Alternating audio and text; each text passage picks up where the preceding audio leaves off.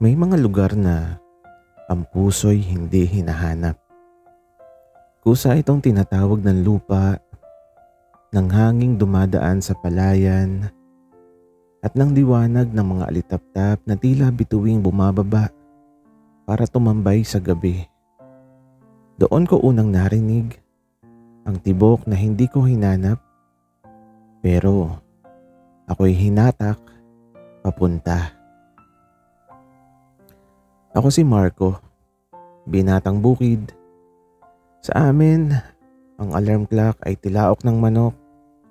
Ang kape ay amoy ng umagang hamog at ang salitang pahinga ay hindi uso kapag anihan. Ang buhay ko, payapa, paulit-ulit, maayos at hindi ko inaakalang may kulang pa. Hanggang sa dumating si Julian.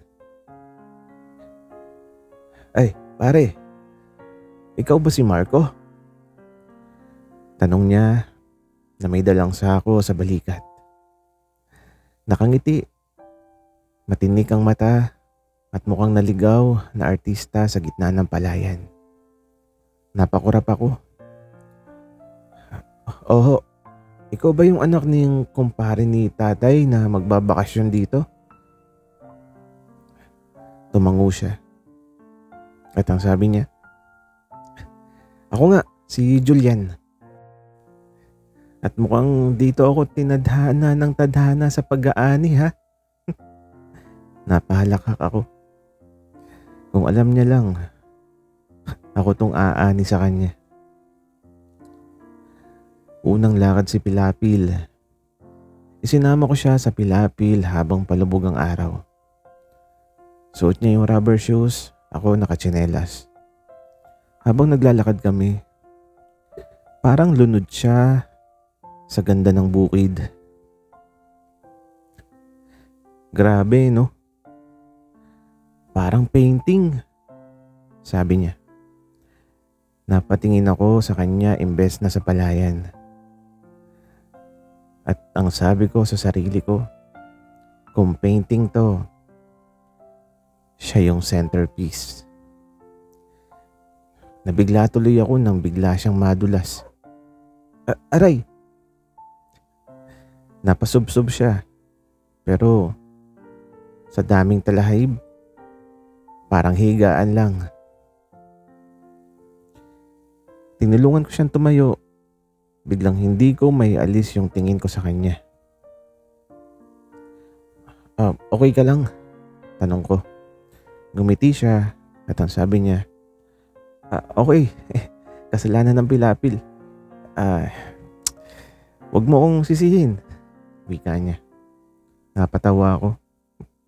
At ang sabi ko, ang talino mo magpalusot.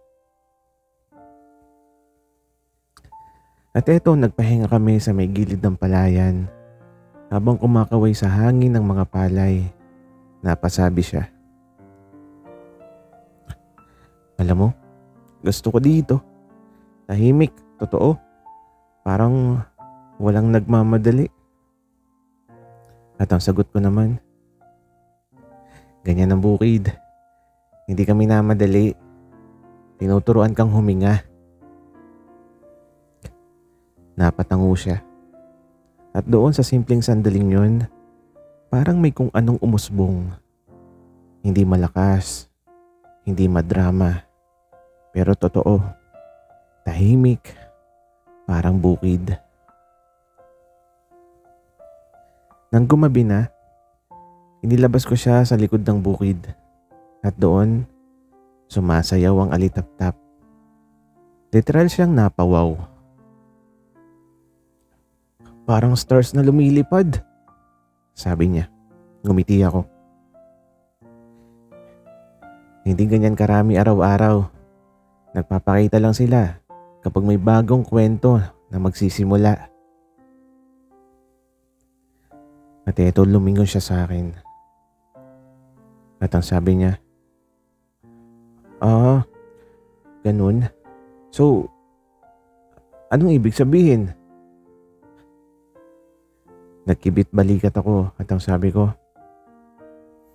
ewan ko, baka simula ng pagbabago, baka simula ng kapilyuhan mo dito sa bukid ko.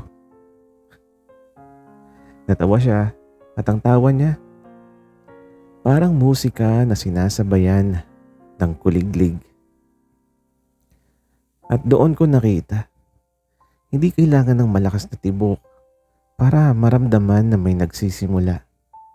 Minsan sapat na yung may hinang kabog na sumasabay lang sa hanging dumaraan. At sa liwanag ng alitap-tap, hindi pa namin alam na ang bukid ang magiging saksi, pilapil ang magiging daan, at ang puso namin ang magtatawid sa susunod na kabanata. Kinabukasan bago pa sumilip ang araw, gising na ako. Pero si Julian ayaw pang bumangon. Kinakatuko ang pintuan ng kwarto niya. Hoy, anak ng kumpare ni tatay. Anihan ngayon? Baka gusto mo pure vacation ka lang. Biro ko. Umingit ang pinto, lumabas siya, magulo ang buhok, nakapikit ang isang mata at halatang hindi pa kaibigan ang mundo. Marco, alas 5 pa lang. Inaagaw pa ako ng unan ko oh. Reklamo niya. Napailing ako sabay tawa. At ang sabi ko, malakas talaga manghatak ang unan dito sa bukid. At ang sagot naman niya, hindi. Malakas lang talaga manghatak yung akin. Sagot niya sabay hikab. Napahawak ako sa bato ko. Grabe. May sariling humor pala ang isang ito. Sa gitna ng palayan, tinulungan niya akong magtanim ng bagong kitik. Sa una, seryoso siya hanggang sa, Marco, bakit parang lumulubog ako? Bigla niyang tanong, paglingon ko ba? Nakabaon ng isang pa niya sa putik. Tumingkayad ka kasi, hindi yung parang lumalaban ka sa gravity. Sabi ko habang pinipigilan ng tawa. Ano? Hindi ako plantito, okay? Newbie ako sa mad technology. Sagot niya na nanggigigil. Hindi ko napigilan na patawa ako ng malakas. At dahil sa pagtawa ko, nawalan ako ng balanse at plak. Pareho kaming napaupo sa putik. Tahimik tapos sabay kaming napahalakhak. Pareho na tayong nilamon ng mad technology. Sabi niya habang pinapahid sa pisngi niya ang putik. Ewan ko ba? Siguro gusto tayong gawing lupa mismo. Sagot ko at mas lalo kaming natawa. Lesson number 1 ni Julian. Habang nagpapahinga kami sa ilalim ng mangga, sabi niya, alam mo, dati ayaw ko na nadudumihan. Dapat malinis, dapat perfect, dapat planado, wika niya. Napatingin ako sa kanya at ang tanong ko, tapos ano ngayon? Gumiti siya sabay tingin sa putikan na damit. Ngayon, masaya rin palang madumihan minsan. Kasi ibig sabihin, may ginawa ka, may sinubukan ka, hindi ka nakatayo lang. Tahimik akong tumango. Parang hindi siya papel na nakaplano, parang paling na unti-unting umuusbong habang di sigurado ang panahon. Pag-uwi namin, may nakita kaming kalabaw na kumawala. Marco, tumatakbo oh. Sigaw niya. Di ko alam pero nadala ako. Tumakbo kami pareho sa pilapil na parang contest sa palarong pambayan kasi hinahabol kami ng kalabaw. Julian, hindi tayo sasali sa karera ha? Sigaw ko habang humahabol. Paano mo pipigilan yung kalabaw? Jojowain mo. Sagot niya habang humahagik-hik. Bakit hindi? Mas mabait pa yun sa'yo. Wika ako. Wow. Nanumbat? Sabi niya na tawa naman ng tawa. At ito, chill na kami. Chill na rin yung kalabaw. Pagod na yata. Kaya eto, huminga na kami ng malalim. Pawisan, hingal pero masaya.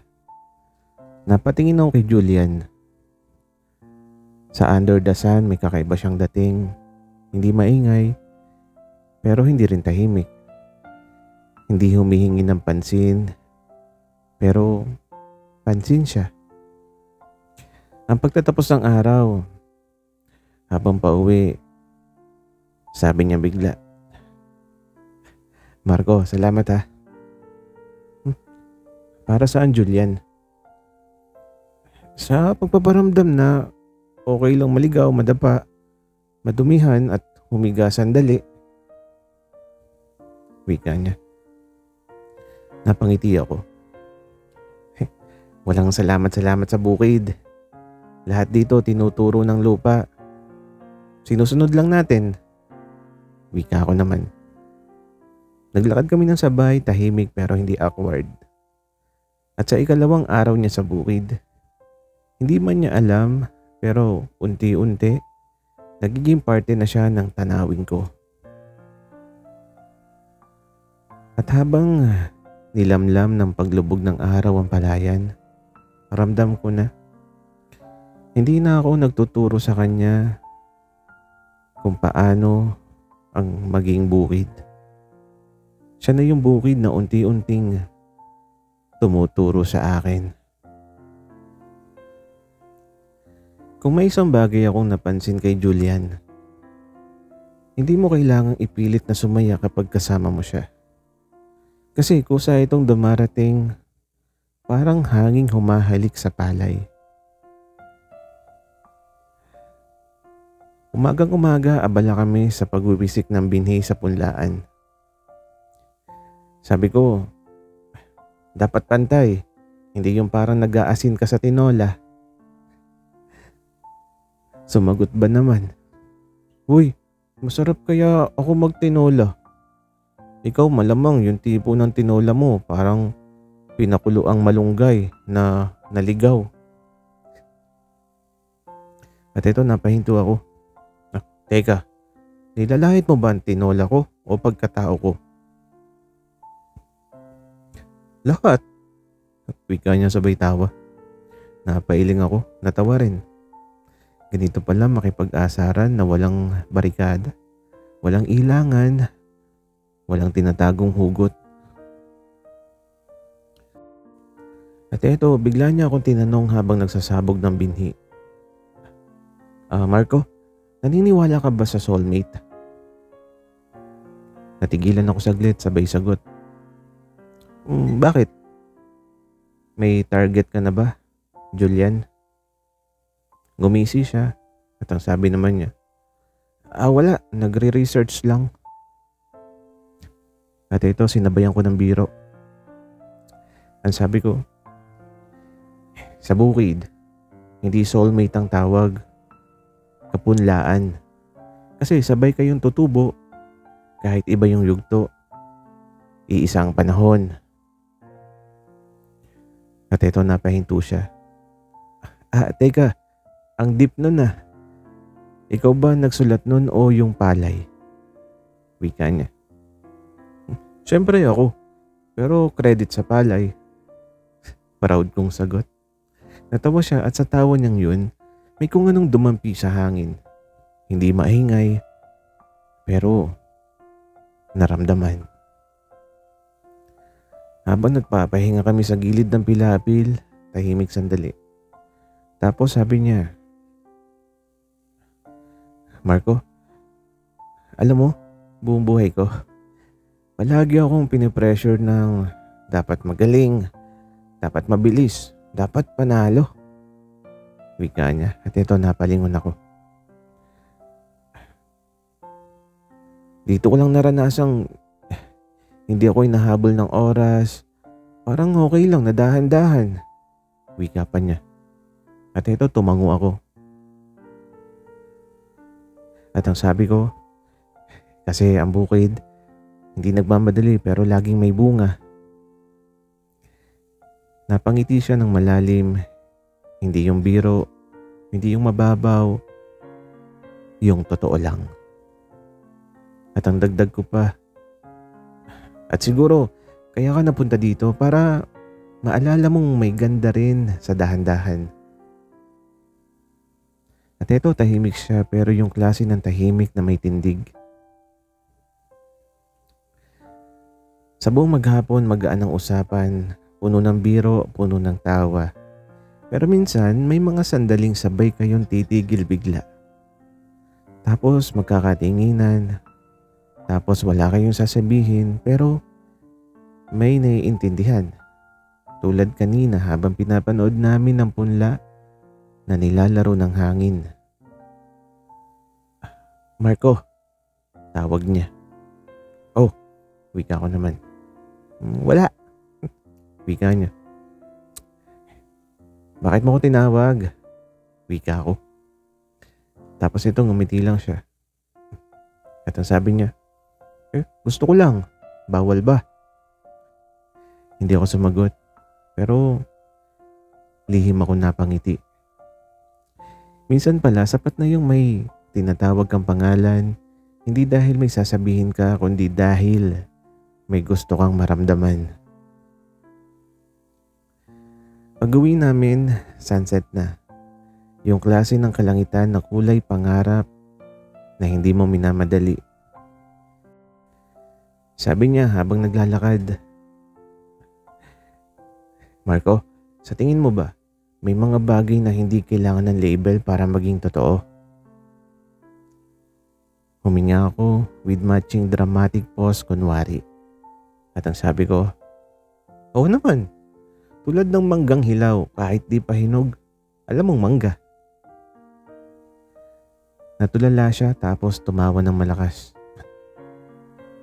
Layo mong sumagot pero sige, gets ko na. Sabi niya, at ito, napangiti siya. At habang tumatawa siya, napaisip ako. Oo nga no, may mga bagay na hindi mo dapat pinapangalanan pero alam mong nararamdaman mo. At sa loob-loob ko, parang binhing unti-unting tumutubo. Hindi minamadali, hindi pinilit, hindi tinanong kung ano, basta unti-unting umaangat sa puso. Sa bukid may mga gabing parang nananahimik ang panahon, pero doon pala pinakamarami ang gustong sabihin ng mundo. At isa doon ang gabing ito. Maghapon kami nag-aayos ng patubig sa palayan. Hindi maluwag, hindi rin madali. Pero magaan kasi sabay kami. Habang inaayos namin ang daan ng tubig, bigla siyang napatingin sa akin. Marco, tawag niya. Oh, sagot ko naman. Salamat kasi hindi mo ako ginagawang tanga kapag may hindi ako alam. Napahinto ako sabay tawa ng konti. Hindi kita ginagawang tanga. Natural na tanga ka na talaga. Biro ko. Tumawa siya sabay dampot ng niyog sabay banat. Marco baka gawin kitang punlaan ng bato. Bawal, hindi ako tumutubo sa sakitan. Sagot ko. Tawa kami naman ng tawa, yung klase ng tawa na hindi scripted. At sa pagsapit ng gabi, sinama ko ulit siya sa likod ng palayan. Doon kung saan nagtitipon ng mga alitap-tap na parang maliliit na alaala ng mga bituin. Habang nakaupo kami sa pilapil, nagtanong siya sa akin. Naiisip mo ba minsan kung bakit ang alitap-tap kumikislap? Napatingala ako at ang sagot ko, baka kasi hindi sila nilikha para manatiling madilim. Baka andito sila para ipaalala na kahit maliit ka, kaya mong lumiwanag. Natahimik siya. Paglingon ko, nakatingin pala siya sa akin. Hindi sa alitap-tap, sa akin mismo. Ikaw, Marco? Tanong niya. At ang sagot ko, ako? Ano? Isa ka rin bang liwanag? Wika niya. Napaisip ako sandali, sabay ngiti. Hindi ko alam eh. Pero kung meron man, baka hindi ako kumikislap para sa lahat. Baka para lang sa mga taong marunong tumingin kahit madilim. Wika ako. Hindi siya sumagot agad pero ramdam ko, nasa parehong pahina kami ng libro kahit walang salita. At ang mahina niyang sinabi, alam mo, mula nung dumating ako rito, parang gumaan ang lahat. Parang may sense na bigla kahit walang plan. Napakagat ako sa damo, sabay banat. Baka kulang ka lang sa vitamin D ng bukid. Loko, wika niya sabay siko sa braso ko. Pero ngumiti siya ulit, mas malalim, mas totoo, mas tahimik. At doon sa pagitan ng biro ko, siko, tawanan at katahimikan, may nabubuong bagay na hindi kailangang pangalanan. Basta nararamdaman. Lumipad ang mga litap-tap, papalapit sa amin, isang kumpol ng munting ilaw na sumasayaw sa hangin. Napabuntong hininga siya. Kung pwede lang no, itago sa garapon para hindi mawala. Wika niya at eto ngumiti ako. Hindi yan mawawala, umaalis lang para bumalik. Mas maganda, mas maliwanag. Tumango siya at ang sabi pa niya, parang tao. At ang sagot ko, oo, parang tao. Sa loob ko lang, hindi ko sinasabi pero sa bawat ilaw na dumadaan, isang katotohanan ng kumikislap. Hindi na rin siya bisita sa tanawin ng bukid ko. Parte na siya ng gabi ko. Hindi kailangan ng dramatic na pag-amin. Hindi kailangan ng formal na salita. Minsan, sapat na yung alam nyo. Sabay nyong nararamdaman. Sabay nyong tinatanggap. At habang ang bukid ay nilulunod ng banayad na hangin at liwanag, tahimik na umoo ang puso ko. Tahimik ding sumagot ang puso niya. Walang tanong, walang label, walang pagmamadali. Basta, sabay kumikislap. Sa bukid, hindi mo minamadali ang pag-aani. Binabantayan mo. Dinidiligan, pinapakinggan kahit hindi nagsasalita. At minsan, kung kailan hindi ka nagbibilang, doon pa dumadating ang bunga. Araw ng pag-aani, maaga kaming bumalik sa palayan para sa anihan. Si Julian seryoso sa pagpuputol ng palay, pero naka-headband na gawa sa panyo ni nanay. Malasakit daw sa pawis. Marco, kamukha ko ba si Rambo? Tanong niya habang nakapost. Hindi. Mas hawig mo si Gulambo. Sagot ko. Sinabihan ba naman akong, okay lang, basta ikaw, bamboo. Tangkad mo eh. At ito, tawa na naman. At sa bawat biruan, mas gumagaan ang ani, mas gumagaan din yung dibdib. Pagpatak ng tanghali, nagpahinga kami sa ilalim ng kubo. Tiningnan niya ang mga palay na ginagalaw ng hangin. Marco, ang galing no? Mula sa butil, naging tanim. Mula sa tanim naging palay, mula sa palay may makakain ng iba. Wika niya. At eto, napatingin ako sa kanya. Ganyan din ang puso ng tao. Dugtong pa niya. Kapag inaalagaan, may kaya din itong pakainin, hindi tiyan, kundi damdamin. At eto, naging tahimik. Hindi yung awkward, yung tama lang. At sumagot ako. Totoo. Hindi lahat ng pinupunla aani agad. Pero lahat ng binibigyan ng oras, nagbubunga. Ngumiti siya at ang sabi niya. At minsan, bakit parang mas masarap anihin yung hindi mo pinilit palakihin?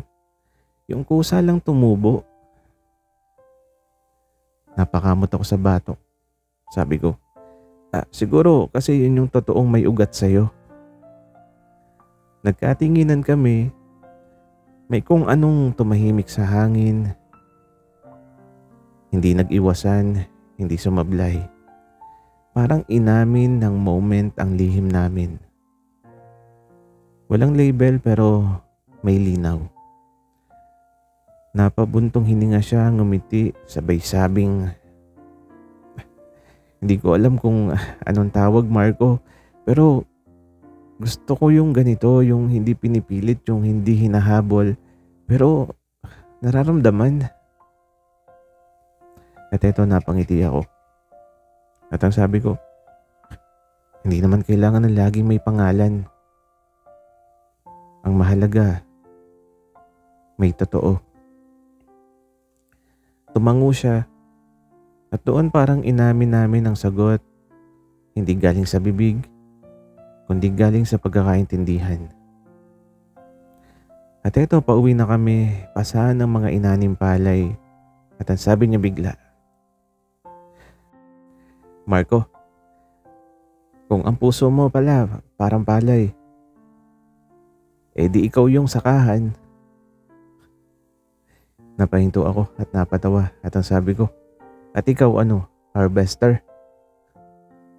Umiling siya na nakangiti at ang sabi niya, ako, ang binhing kusang nahulog tapos napansin mong tumutubo na. Nanahimik ako. Aminin man o hindi, pero tama siya. Hindi siya itinanim, hindi rin pinilit.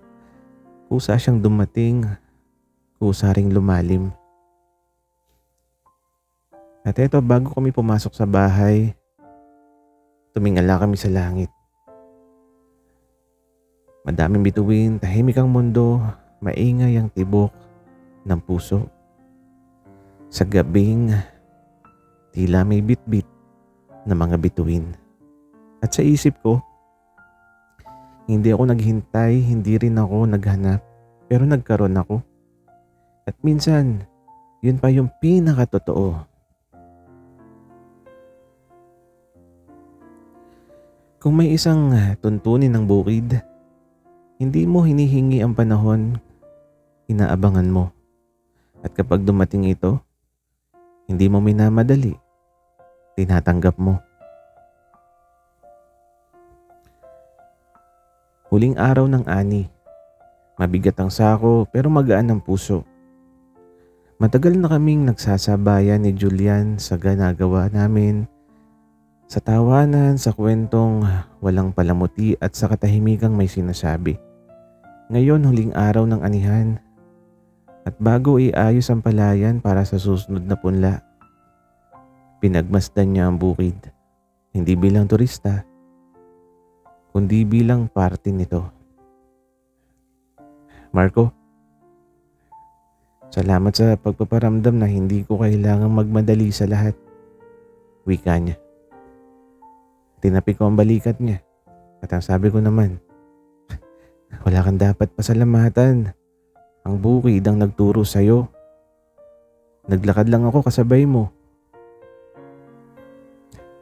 Umiling siya na nakangiti at ang sabi niya, hindi, ikaw yung kasama ko naglakad, magkaiba yun. Mabigat at magaan. Ganun yung sandaling yun. Habang paupo kami sa pilapil, lumilipad ang mga maya.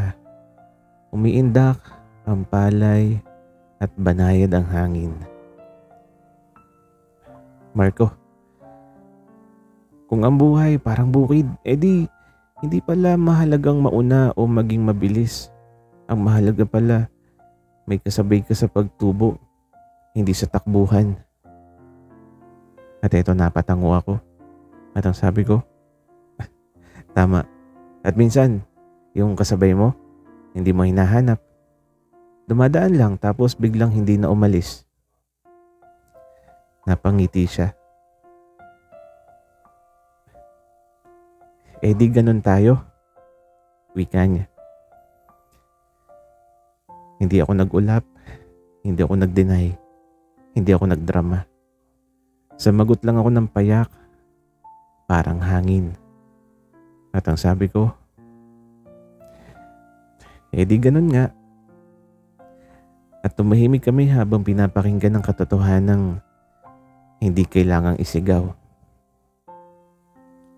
Ang tipan ng pilapil, bigla siyang tumayo, tumingin sa lawak ng palayan, sabay sabi, Marco, di ko alam kung anong tawag sa nararamdaman natin.